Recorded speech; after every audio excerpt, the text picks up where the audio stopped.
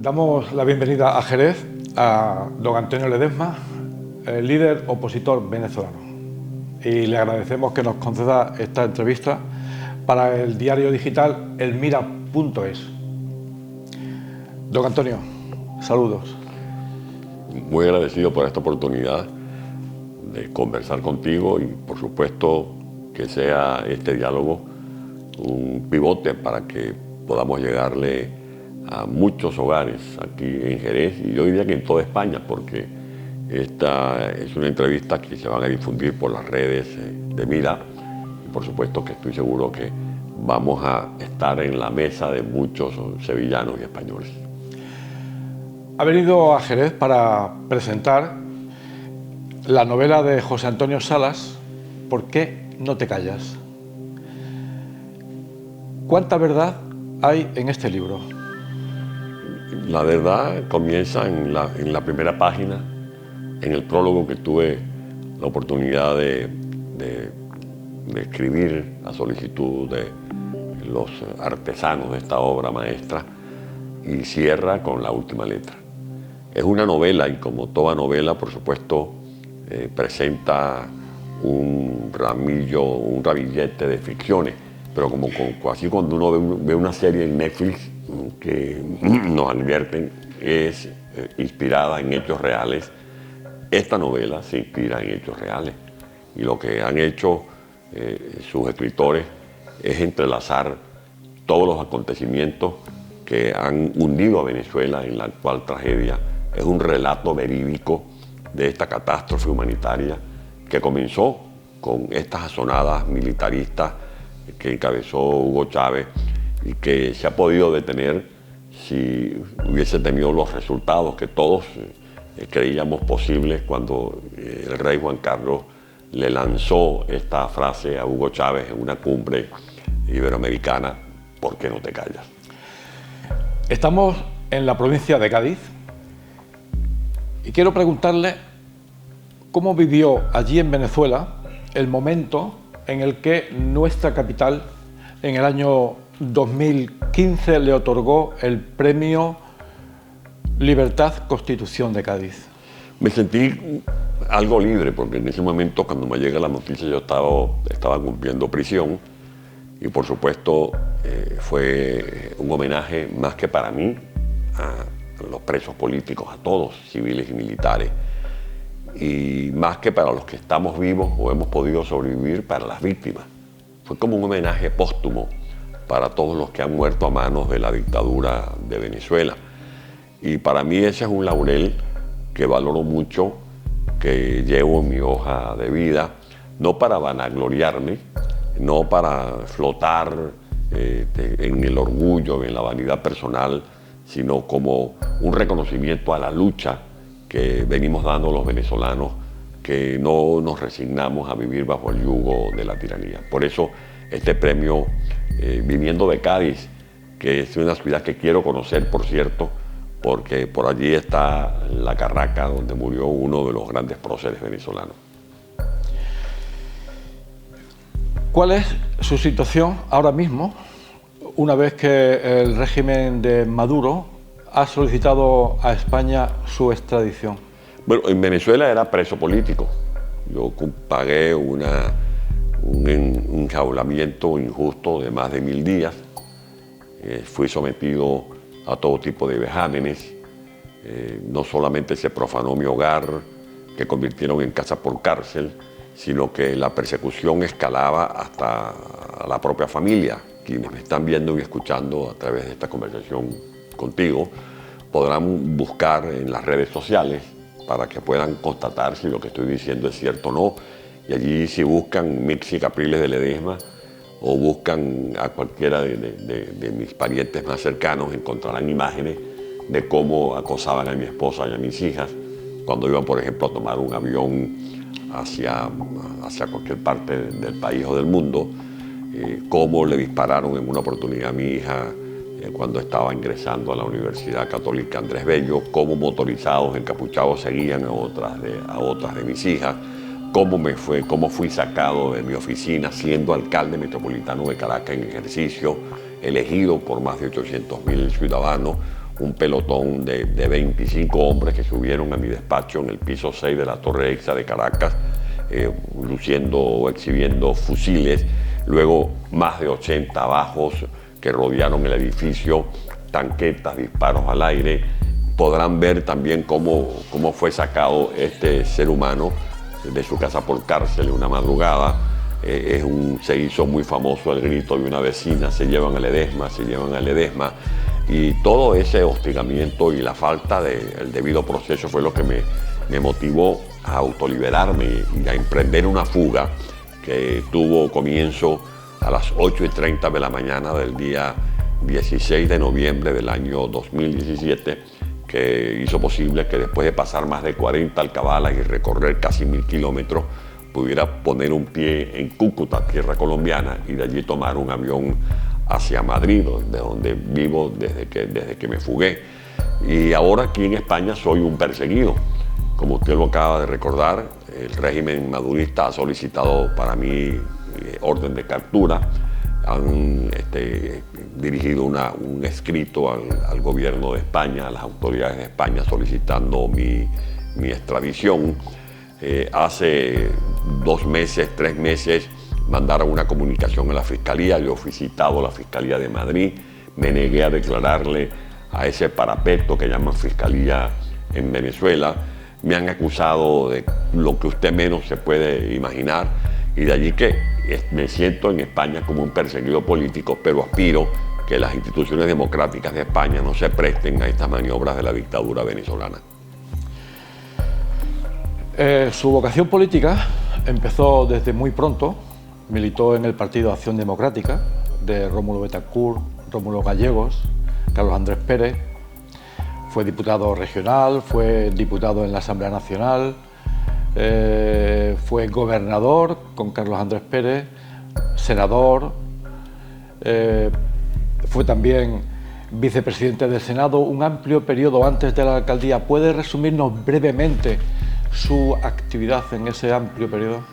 Bueno, yo me metí en la política de manera muy precoz, desde que tenía 13 años, porque en la escuela primaria siempre participaba en las actividades culturales, y para mí eso fue muy importante, y siempre recomiendo a los niños, a los jóvenes, a los padres, que motiven a sus hijos para que formen parte de todas esas actividades culturales. Me refiero cuando, por ejemplo, se celebraba el Día del Árbol, se hacían actos culturales. Yo, cuando no cantaba, bailaba; cuando no bailaba, animaba el acto, o el Día de la Madre o el Día de la Patria.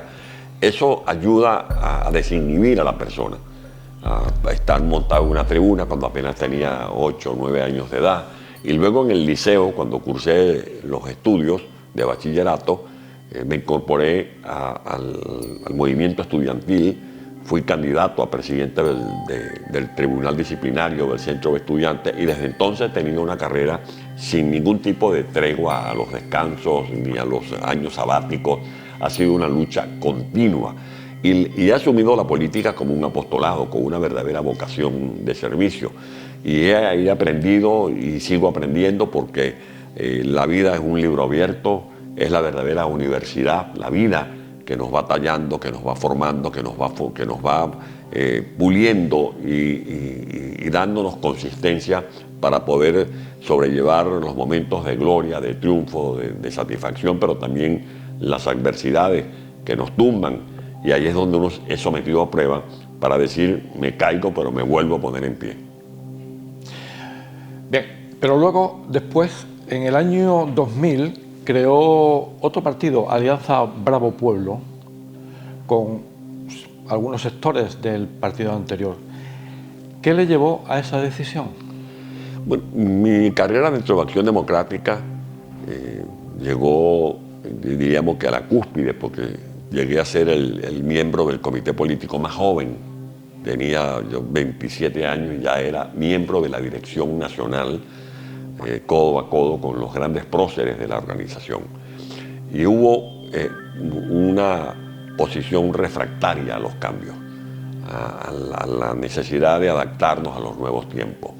El partido había cumplido en sus distintas etapas todos los postulados programáticos que se habían anunciado desde su fundación en 1941, pero el pragmatismo, la manera como se fueron dejando de lado valores y principios, me obligó a dar este paso que para mí era muy doloroso porque desde el punto de vista sentimental uno se siente allí entrelazado, entremetido en esas vivencias de un partido que, como ustedes lo acaban de recordar, fue fundado nada más y nada menos que por Rómulo Betancourt, un paladín de la democracia no solo de Venezuela sino de América Latina, y por un escritor que supo interpretar de manera magistral nuestra mezcla de razas en su obra Doña Bárbara, como fue Rómulo Gallego, o poetas como uno que vivió aquí en España, que escribió aquí en España Canto España, como fue Andrés Eloy Blanco. Fue elegido alcalde del Distrito Libertador de Caracas. Después fue elegido alcalde como representante unitario de la oposición del Distrito Metropolitano de Caracas por 2 veces.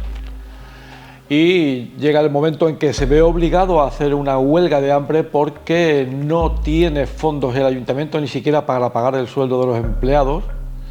Y en ese momento de la huelga de hambre, el gobierno de Chávez le quita todas las competencias de la alcaldía, creando una unidad administrativa nueva, prácticamente sacada de la manga, y luego le quitó la misma alcaldía metropolitana.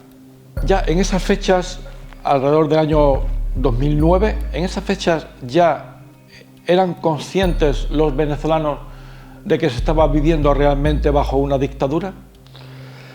Yo no estaba consciente desde que enfrenté los intentos de golpes de Chávez en 1992, porque para ese momento yo era gobernador del Distrito Federal que comprendía la ciudad de Caracas más el litoral guaireño, porque alguien que es investido de oficial de la Fuerza Armada, al que se le confían las armas de la República para precisamente resguardar la soberanía, el Estado de Derecho, y atenta contra las bases del Estado de Derecho, por supuesto que nunca va a ser garante de la sobrevivencia de las instituciones democráticas. Estábamos conscientes muchos, otros estaban encandilados, porque Hugo Chávez es un líder carismático, populista, demagogo, capaz de asumir imposturas para engañar a la gente que estaba encandilada con un discurso en el que Chávez asumía la condición de Mesías, que iba a sacar a la gente de la pobreza, que iba a aplicar correcciones en el sistema judicial, en el sistema administrativo, y terminó haciendo todo lo contrario. Y lo que me pasó a mí es poca cosa para lo que le han pasado a otros venezolanos. Hugo Chávez destruyó, por ejemplo, el aparato productivo. Cuando Hugo Chávez llega al poder, habían en Venezuela cerca de 14.000 empresas. Han cerrado hasta el momento, han quebrado, se han arruinado más de 13.000 empresas. Cuando Hugo Chávez llega al poder, Venezuela producía más de 3 millones de barriles de petróleo diario.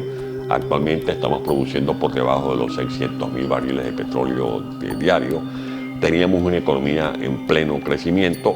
En esta etapa de Chávez y Maduro ha habido un desplome de la economía cercano al 80% del Producto Interno Bruto. Tenemos actualmente la inflación más alta del mundo, el salario más paupérrimo del mundo, por debajo por ejemplo, del de Haití, desde Cuba, que ya es bastante decir. Y lo que me sucedió a mí cuando gano la alcaldía metropolitana el 23 de noviembre del año 2008, asumo, juro como alcalde el 7 de diciembre de ese mismo año, y luego, un mes después, estando yo de madrugada en mi casa, me llaman que un comando de 40 hombres encapuchados con fusiles asaltaron el Palacio Metropolitano, o sea, el despacho que yo ocupaba como alcalde metropolitano. Yo inmediatamente me comuniqué con las fuerzas públicas, ninguno se atrevía a actuar. Me comuniqué con el presidente Chávez y la respuesta de Chávez fue que eso era un problema de sindicatos y él no se metía en problemas de sindicatos. Yo le dije, bueno, presidente, pero ¿en qué parte del mundo los sindicatos reclaman sus derechos laborales cubriendo su rostro con pasamontañas, usando fusiles. Era una manera de asaltar la institución. Luego Chávez crea por una ley amañada una figura denominada gobierno distrital. Me quitan a mí el 95% del presupuesto, nos arrebatan las competencias. Comenzó una seguidilla de secuestros, fueron secuestrados varios directores que formaban parte de mi tren gubernamental, invadieron más de 13 edificios que eran patrimonio de la alcaldía metropolitana, y todo eso me obligó a hacer una huelga de hambre en la sede de la OEA, no solo para defender mis derechos, sino para cumplir mi obligación como depositario de la confianza de miles de caraqueños que me habían designado como su portavoz, como su representante, como alcalde metropolitano. Pero el corolario de todo este relato es que cuando se socavan las bases del Estado de Derecho, flaquea la democracia. Cuando pierden autonomía las instituciones de un país, como el Poder Judicial, el poder de lo que es la Fiscalía, que tiene que ser una parte de buena fe para defender los derechos humanos, por supuesto que comienza a eclipsarse la luz de la democracia. Cuando los pueblos caen en manos de caudillos turbulentos, como era el caso de Chávez, o caudillos taciturnos, como este es el caso de Maduro, por supuesto que los países en vez de avanzar hacia la globalización, hacia el desarrollo de la tecnología, hacia la lucha contra el cambio climático, la lucha contra las injusticias, dejar de lado las violaciones del derecho de libertad de expresión, del derecho de propiedad, del derecho a vivir como un ser humano libre, por supuesto que eso es lo que ha pasado en Venezuela como consecuencia de un régimen autoritario como el que tenemos ahora y del cual queremos salir en los próximos meses. Bien, en el año 2015, como usted ha dicho anteriormente, pues es detenido precisamente en su despacho por el SEBIN y es encarcelado con una acusación de que había participado o estaba participando en la operación Jericó que pretendía derrocar el gobierno. Usted fue encarcelado en la cárcel de Ramo Verde, luego se le sustituye por arresto domiciliario, luego se le secuestra y durante un largo tiempo está sin saber nadie cuál era su paradero, le devuelven al arresto domiciliario. Dos preguntas para responderlas lo más breve posible. ¿Qué había de verdad en la operación Jericó? Y lo segundo, ¿cómo fue su experiencia en Ramo Verde? Y no había nada de verdad. A mí se me montó un expediente forjado por los torturadores que tiene el régimen madurista. Por ejemplo, a un oficial, José Francisco Arocha, lo pueden buscar los que nos están viendo y escuchando en esta conversación, lo tenían preso en La Tumba. La Tumba es una de las cárceles que dio nombre a uno de mis libros, que se llama La Tumba, lo pueden buscar por Amazon. Allí cuento todas las vivencias y cómo fue mi fuga y cómo son las torturas que aplican en las cárceles de Venezuela. En esa cárcel, La Tumba, tenían a este oficial, el apellido Arocha. Este oficial fue torturado hasta obligarlo a firmar una declaración anticipada acusándome a mí de que estaba metido en conspiraciones contra el régimen madurista. A este oficial, después que firme esa declaración anticipada, que colocan como una pieza en mi expediente para detenerme, le dieron libertad condicional y logró escaparse hacia Estados Unidos. Hubo un momento muy emotivo porque mi esposa comenzó a viajar por el mundo, por Europa, por América, denunciando no solo mi caso, sino las de otros presos políticos. Y este oficial pide hablar con mi esposa. Mi esposa se comunica conmigo, yo le digo, sí, recíbelo, atiéndelo. Y se vieron en Boston. Y cuando se están frente a frente, este hombre abraza a mi esposa, llorando, pidiéndole perdón, porque él nunca me conoció a mí. Él me conocía a mí gracias a las redes sociales, porque yo tengo en la política desde hace mucho tiempo. Y él confesó llorando que lo habían torturado y obligado a firmar esa declaración anticipada contra mí. A mí me sacan a empujones, eso está en las redes sociales, esa tarde del 19 de febrero del año 2015. Me desaparecen unas horas, me tenían ubicado en una cárcel conocida como el Helicoide. Al siguiente día me hicieron una audiencia. No escucharon mis argumentos, simplemente fue una orden de la fiscal del Ministerio Público, Catherine Harrington, y me colocaron en la cárcel militar de Ramo Verde. Allí me encontré con Leopoldo López y con otros presos políticos, el general Baduel, que después murió en una de las cárceles que tiene el régimen, Y fue uno de los momentos en que tú te preguntas por qué estoy aquí. Porque no es el hecho de que te torturen, no es el hecho de que te nieguen los alimentos, no es el hecho de que te restrinjan las visitas de la familia. Es que cuando tú estás en un calabozo, cuando a ti te encierran, como hacían conmigo, me cerraban la celda a las 7 de la noche, me la abrían a las 6 de la mañana, nos permitían medio caminar en un patio de la cárcel militar, y tú ves el sol, sientes la brisa y te preguntas, ¿por qué yo estoy aquí rodeado de centinelas? ¿Por qué yo estoy aquí entre estas telas metálicas si yo no he cometido ningún delito? Y eso es lo que han vivido miles de ciudadanos que en este momento están presos. Yo acabo de colocar en mis redes, por ejemplo, el caso del coronel Osvaldo García Palomo, que lo están torturando en este momento en que estamos usted y yo hablando, lo están torturando en Venezuela. Y este hombre está a punto de perder la vida, porque allá aplican torturas blancas, torturas físicas. Hay calabozos conocidos como la nevera, que es un cuarto muy frío. Hay otros conocidos como la pecera, que es un estanque de agua donde meten a los presos que le colocan un trapo con agua y le echan insecticida. A los presos que colocan con esposas los brazos atados en las espaldas, los colocan boca abajo y saltan esbirros que saltan sobre sus espaldas. El caso del capitán de corbeta Rafael Acosta Arévalo, que lo llevaron a un centro de torturas conocido como La Mariposa en Caracas, lo guindaron de un árbol, le disparaban frente al lado de los oídos para reventarle los tímpanos, le destrozaron el esternón, el fémur de cada pierna con un bate de aluminio, y cuando lo llevaron a la audiencia, murió en la audiencia.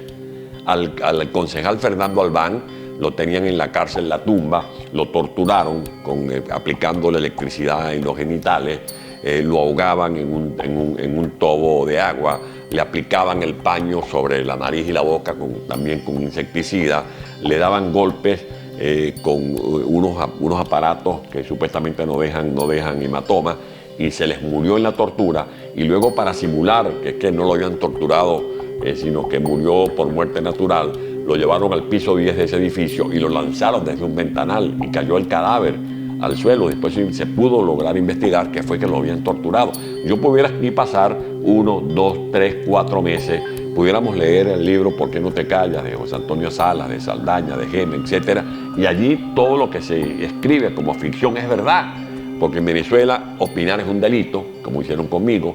En Venezuela se ha perdido la libertad de expresión, porque en Venezuela le quitaron autonomía a los poderes públicos, el régimen se apoderó del poder judicial, y eso es lo que tienen que cuidar los pueblos del mundo, incluida España, porque no hay nada más importante para cualquier civilización que la libertad de expresión y que la democracia. La verdad es que si la palabra horror cuadra con esa actitud, en algún momento es en esta ocasión, en esta situación que nos está describiendo. Pero sigamos adelante, vamos a ir ya, el tiempo se nos está acabando. En el año 2017 se crea la coalición Soy Venezuela, que dirige María Corina Machado, a la que se une usted con su partido, pero la realidad es que María Corina Machado está ahora mismo inhabilitada por el régimen, Capriles se retira. Entonces quiero preguntarle cuáles son sus posibilidades o su perspectiva de participar en las próximas elecciones. Y una segunda pregunta al respecto también es que si será posible la unión de la oposición.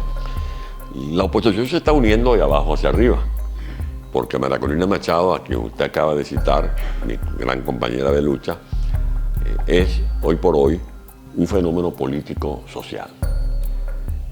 La última encuesta que veía ayer nos coloca a María Corina, por ejemplo, con casi un 90% de las preferencias en el sentimiento de los venezolanos. Eso no ocurrió ni en los tiempos de Carlos Andrés Pérez, uno de los líderes carismáticos, democráticos que tuvo Venezuela, ni en los tiempos de Hugo Chávez, también otro líder carismático, pero de talante autoritario.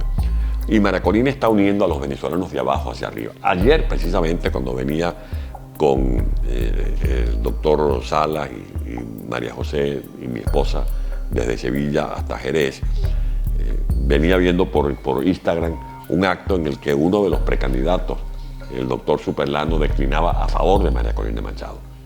El mismo Capriles se ha retirado, consciente de que no tiene ninguna posibilidad, Y lo mismo hizo ayer el doctor Roberto Enríquez, un líder del movimiento social cristiano de Venezuela, que también declina. El hecho de que digan que María Corina esté inhabilitada no limita su participación, porque no es que ella esté inhabilitada, es que en Venezuela estamos inhabilitados millones de venezolanos. Y la lucha de los venezolanos es por habilitar la democracia, por habilitar un gobierno que sea capaz de remediar esta tragedia humanitaria, donde el 90% de los venezolanos están en condiciones de pobreza. Yo quiero que un jerezano piense cómo puede vivir una familia cuyo padre o cuya madre recibe como salario, como paga al final del mes $4.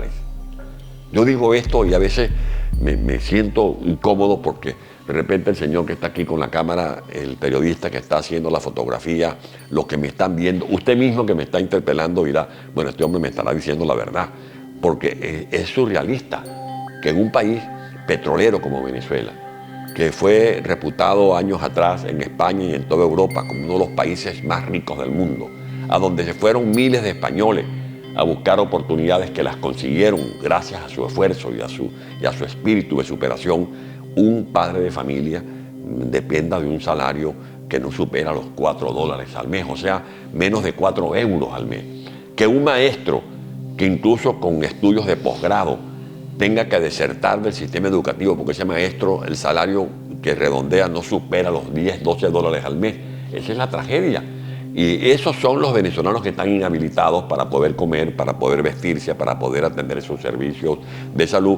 Y esa es la lucha que está dando María Corina Machado, a la que han supuesto inhabilitado de la manera más absurda, porque para estar inhabilitada una persona en Venezuela, según la Constitución y las leyes penales, tiene que haber sido sentenciada por un delito de orden penal.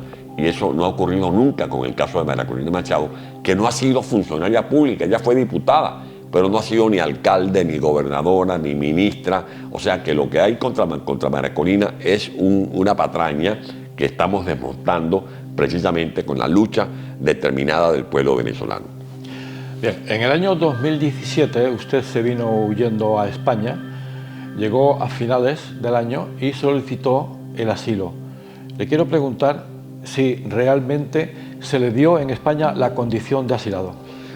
Cuando yo llego a España, el avión aterriza a eso de las 6 de la mañana en el aeropuerto de Barajas, el aeropuerto Adolfo Suárez, y allí me estaba esperando mi esposa, mis hijas, el expresidente Pastrana, parlamentarias y parlamentarios españoles que muy generosamente me recibieron. Cuando me monto en la unidad que me iba a transportar del aeropuerto hacia Madrid, mi esposa me dice, hay una llamada, y era de la Moncloa, y era una llamada del presidente Rajoy que me estaba invitando a recibirme en la Moncloa esa misma tarde.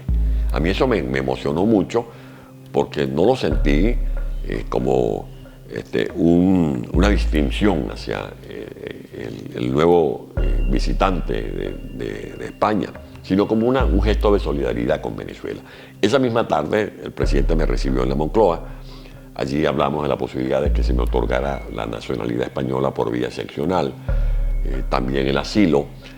La primera, la opción de la nacionalidad, yo la agradecí, pero no la acepté porque yo tenía en la cabeza que yo iba a regresar el mes que viene a Venezuela, que esa dictadura iba a caer, que todo ese régimen oprobioso se iba a derrumbar.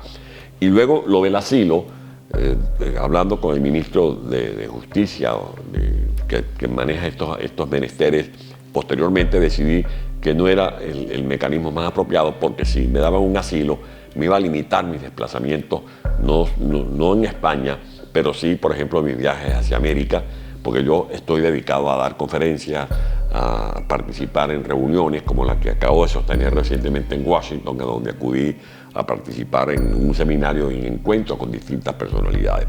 De allí que mi condición en España es de ciudadano que tiene una residencia por vía excepcional de acuerdo a un real decreto que también ha favorecido a otros miles de venezolanos. Me siento resguardado en España, recibo constantes amenazas que ya están denunciadas en organismos de este país, pero en todo caso Creo que aquí sobreviven las instituciones y si esas instituciones sobreviven, yo creo que el régimen de Maduro no podrá echarme guante como es su pretensión. Bien, en ese mismo año 2017 usted recibe el premio Sájarov del Parlamento Europeo y al año siguiente recibe la medalla de oro del Congreso del Perú. ¿Qué fue lo que expresó en ambas ocasiones con esos otorgamientos? Bueno, que la solidaridad tiene que ir más allá de estas preseas. Por supuesto que uno se siente reconfortado cuando es distinguido con este tipo de condecoraciones, de reconocimientos. Pero Venezuela está urgida de una solidaridad oportuna. Hay, por ejemplo, el debate sobre la significación que tiene el petróleo de Venezuela o el gas de Venezuela. Venezuela, según estudios, tiene las reservas probadas, una de las más grandes del planeta. Y en gas está ubicado en el sexto, séptimo lugar como el país con las mayores reservas de gas del planeta. Está en el primero o en el segundo lugar con las reservas de oro. Tiene coltán, tiene torio, tiene litio, tiene una variedad de minerales ubicadas en lo que se conoce como las tierras raras. Detrás de esos minerales están las grandes potencias del mundo, Estados Unidos, pero también China, que quiere desarrollar las baterías para el tema de la energía fotovoltaica. Vemos cómo hay el conflicto que se ha derivado con la guerra de Rusia en Ucrania, Alemania dependiendo del gas de Ucrania, menos dependencia a España, pero ha afectado a las variables económicas, financieras, monetarias de Europa. De allí que cuando los gobiernos del mundo ven con interés estos recursos naturales, yo les digo, bueno, también vean la situación de los seres humanos, porque tiene más importancia que un pozo de petróleo la vida de un niño, la vida de una familia. En Venezuela hay gente muriéndose de hambre. En Venezuela hay niños desnutridos, niños que usted los ve, como los vi yo cuando salía en mi fuga en las carreteras, con rostro famélico. Y acaba de leer en mi informe diario de la mañanita, leyendo cómo hay problemas, por ejemplo, de niños en uno de los hospitales que yo administré cuando era gobernador de Caracas, que es el Hospital J.M. de los Ríos. Niños que mueren porque no le pueden hacer un trasplante de órganos. Venezuela registra cifras que la colocan como el país con uno de los mayores datos de mujeres que mueren por cáncer de mama, porque no pueden hacerse una quimioterapia, o los hombres que mueren por cáncer de próstata, porque no pueden ser atendidos oportunamente. Más del 70% de las escuelas no tienen agua potable. No es que no tengan pupitres, no es que no tengan pizarrones, no es que no tengan educadores, es que no hay agua potable. Los hospitales están colapsados. Las vías carreteras están también acusando la falta de mantenimiento. Venezuela, que tiene un potencial termoeléctrico e hidroeléctrico, porque tenemos allá la represa del Guri, que después de la represa de las Tres Gargantas de China y la de Paraguay, es una de las más grandes del mundo, todos los días sufren apagones que a la gente se le va la luz. Pero no es que se va la luz una vez al mes, es que se va la luz todos los días, apagones continuos de 4, 5, 8 horas. Es una verdadera tortura, es un verdadero suplicio el que está viviendo el pueblo de Venezuela. Y cuando hablé en el Parlamento Europeo, ante decenas de eurodiputados, y estaban transmitiendo esto para todo el mundo, lo que pedí fue compasión y clemencia para Venezuela. Que tuviéramos solidaridad oportuna, porque hay a veces gobiernos que nos mandan un mensaje como de pésame. No queremos pésame, queremos una solidaridad oportuna para que nos ayuden a liberar a Venezuela de esta dictadura. Y la única manera de lograrlo es lo que estamos planteando, elecciones libres y soberanas. Bien, vamos terminando. Ante el panorama que hay en este momento, y ya se está alargando demasiado, volvemos al libro de José Antonio Salas. ¿Qué puede aportar este libro a la situación venezolana? Yo diría que a la situación venezolana es para que la gente tenga como en la cabecera este relato. Y así como habrá momentos en que los venezolanos tenemos que perdonar lo imperdonable, porque necesitamos avanzar hacia la reconciliación. No podemos vivir prisioneros de recuerdos que desaten tormentas de odio o huracanes de reconcomio. es también una oportunidad para que la comunidad internacional vea este libro como un espejo, que lo lean los españoles, que lo lean los franceses, que lo lean los italianos, que lo lean en América Latina, en Colombia, en Perú, para que concluyan que el populismo no paga, que el populismo es un maleficio, que cuando vean a estos líderes así populistas, como el caso de Chávez y Maduro, no vean a un dirigente político más, sino que vean la cola del diablo, porque eso es el populismo, el diablo que se pasea engañando a la gente, prometiéndole a la gente llevarla o elevarla para que puedan tocar el cielo con las manos y terminan hundidos en la paila, en la fritanga de la pobreza, como ocurre en Venezuela. ¿Cómo se puede explicar que un país maravilloso como Venezuela, que tiene un clima delicioso desde enero hasta diciembre, los 12 meses del año, que si usted quiere médano se va al estado Falcón, si usted quiere ver nieve se va al pico El Águila del estado Mérida, si usted quiere ver lagos majestuosos se va a Maracaibo, si usted quiere ver sabana, llanura, se va al Guárico, se va al Apure, si usted quiere ver la biodiversidad en persona, usted se va al Amazonas y se va a encontrar allí con las pruebas de que Venezuela está entre los primeros 20 países del mundo con megadiversidad, con biodiversidad. O sea, un país maravilloso donde los venezolanos demostramos que tenemos un talante solidario, que nos gusta abrazar a la gente, ser cordial con la gente. ¿Cómo se puede explicar que en este momento en que seguimos hablando usted y yo, hay seres humanos atravesando la selva de Darién, que es como caminar por el mismísimo infierno, y que ya somos más de 8 millones de venezolanos que estamos formando parte de la diáspora? Venezolanos donde están, por ejemplo, los nietos que no conocen a sus abuelas, porque salieron de Venezuela hace 15 años y han crecido y han visto a la abuela gracias a la magia del WhatsApp o de las redes sociales, donde hay nietos que no han podido ir al entierro de sus abuelos, porque su abuelo o su abuela murió en Venezuela y se conforman a rezarle un Padre Nuestro desde el exilio.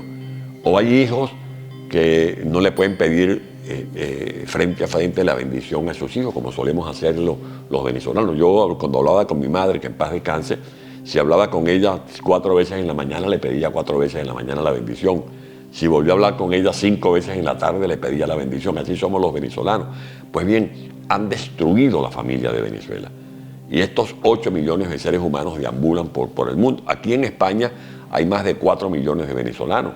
En el acto que hicimos de presentación del libro, ¿Por qué no te callas?, me conmovió y me emocionó al mismo tiempo ver allí a venezolanos exhibiendo nuestra bandera nacional, nuestro tricolor de las 7 estrellas y del amarillo, azul y rojo. O sea, esta es la tragedia que queremos nosotros superar. Bien. Agradecemos las palabras de don Antonio Ledesma, que es un referente fundamental en la lucha que el pueblo venezolano está librando para recobrar su libertad. Nada más. Muchas gracias. Gracias a ti.